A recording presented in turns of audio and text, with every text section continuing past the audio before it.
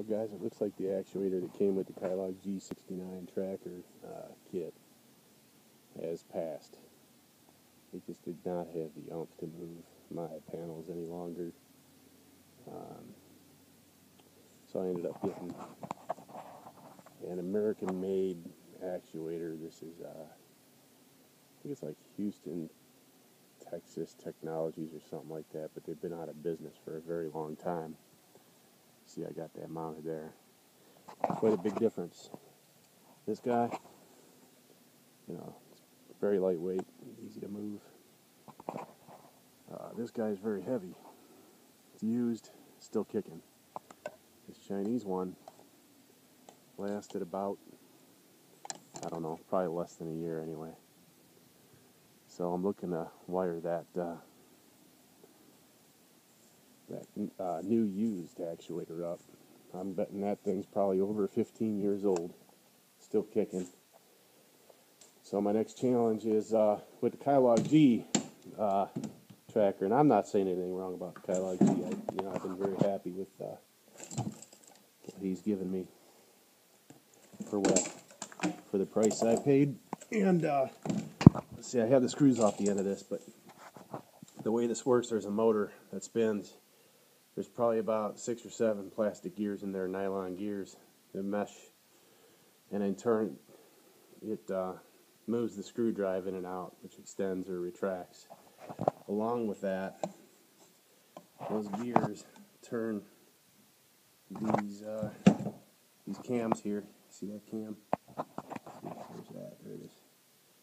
And that cam will turn, and there's 2 cams. There's one there, and there's one under there. And they turn and they hit these limit switches. That tells the arm when it's extended all the way out. This cam will hit it, and it'll stop it. Then when it comes all the way in, the other cam will hit the other switch and stop it. That's from preventing overextensions or underextension. Basically trying to rip itself apart. The new actuator does not have that system, so I bought some very expensive non-Chinese, at least I don't know, actually they're probably made in China. Yeah, made in China. But these are limit switches here, and I'm basically going to have to tear them apart. They're normally closed and normally open limit switches. I don't know why that won't focus. But, yeah, it ain't going to focus, is it? Don't matter. So I got to wire these guys up. One on the extension, one on the retraction. It's going to bump those and basically do what this little thing did on this guy. So stay tuned. I'll keep you posted. Here's what I came up with, people.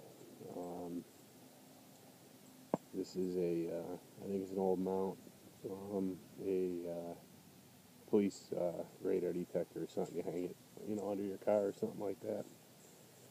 Police scanner or something, I don't remember, but I mounted those limit switches on there. That, still gotta get some nuts on there. But this guy's gonna sit right under there, like that. And then when it gets to the positive swing, the end of the day rather, it's gonna push that. And when it gets to the other side and comes back that way, it's going to come by and push that one and shut itself off. Alright guys, here's my limit switch. Took the side off. I'm going to start wiring up some diodes. I salvaged these diodes out of some old junk. Pretty beefy diodes. I did move the switch 90 degrees. It used to be right here, kind of coming this way, but the way it mounted, now the frame's going to come down and hit that roller. Before, it was actually coming down and hitting it kind of sideways like that. So I moved the switch on the top, had to take these little screws out, and I moved it. So anyways, why am I putting a diode in line? Let me show you. A diode conducts current in one direction. Here's a schematic for a diode. This is called the anode, it's positive. It's called the cathode, it's negative. It's depicted on a diode by a bar which I'm not sure if you can see or not. That would be the negative side, that would be the positive side. And it's on pretty much every diode. There's another one. Okay?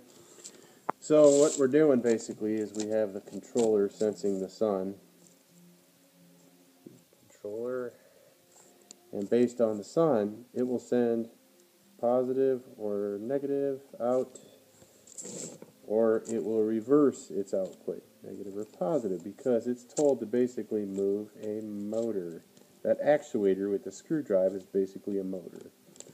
And as I stated before, that actuator will rip itself apart, or it will continue to try to move when it's all the way screwed in or screwed out, which will in turn burn out the motor.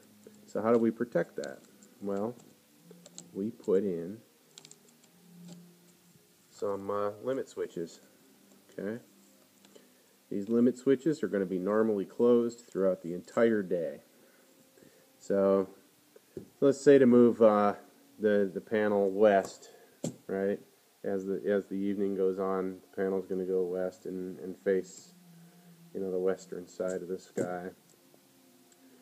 It'll eventually come upon that switch, hit the switch. This will pop open. It will stop movement based on a mechanical limit. Therefore, it will stop the screw drive.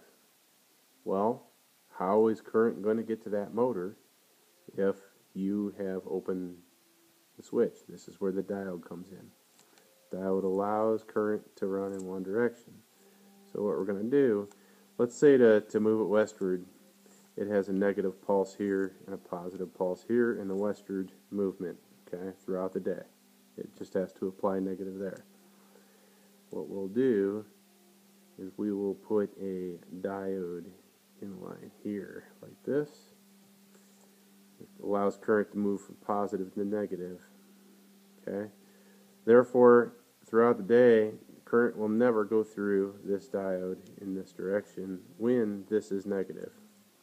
Okay, well, we got another one down here, and this would be positive and negative. So that's maxed out. It's western facing now. Limit switch is open. The controller says it also has a sensor in there, a light sensor. So at evening, at dusk time, it will tell it to park. And how does it go? Counterclockwise. Well, clockwise on this motor would be applying negative here and positive here. What the controller does is it reverses its voltage, puts positive here, negative here. Well, guess what? Now there's positive here. It goes through this diode, comes through the motor, and now the motor's spinning counterclockwise. The motor spins. As the motor spins, the frame removes itself from the switch. The switch is now closed. Okay, now that's closed. So we don't even have to worry about this diode anymore. The frame's moving. It's parking itself, you know, waiting for the morning sun until it hits this switch. This switch opens. And boom, now we got an open here. Remember, this one's closed now, so don't even worry about that. So now we got an open there.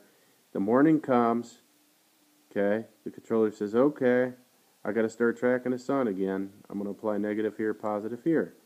Negative comes through. Guess what? This is open now because it's in the park position. But since there's a diode here and it can conduct current in this direction because of the orientation of the diode, cathode's there, current flows through, comes in, and it repeats the process. So that's where I'm at with my controller. That's how it kind of operates at a high level view. Keep watching. If you got any questions, don't hesitate. I'll do my best.